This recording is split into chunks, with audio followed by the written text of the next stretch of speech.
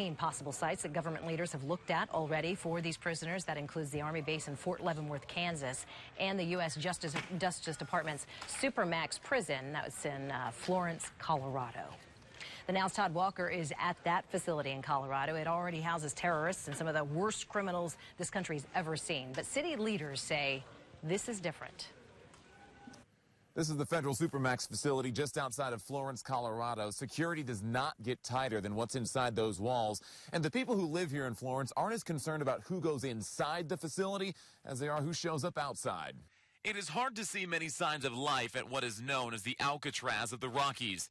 And you can see there's already the prison guards are watching us now. Within minutes of us being within a half mile of the facility, we were already being tracked. I think our community is very comfortable with the Supermax situation. We understand it.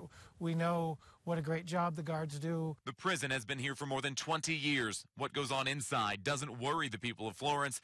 But lately, what happens outside has been troubling. People being seen in the area that we haven't seen before. People staying at the hotel that have brought attention to themselves with some propaganda and that. Since this has been announced that this is a possibility. Leaders in Florence already believe there are between 15 and 20 convicted terrorists in the Supermax facility. We're totally against it, like every little town would be. But the possibility of the prisoners at Guantanamo Bay, Cuba coming scares them about who else could come with. How would this be different than the people that are already at that facility?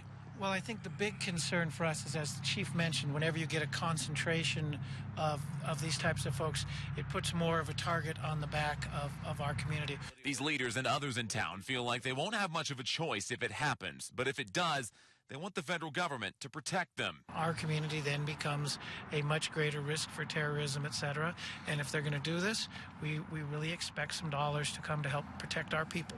The president didn't give any specifics about locations, but this is always one that comes up for consideration. In Florence, Colorado, I'm Todd Walker for The Now. Todd.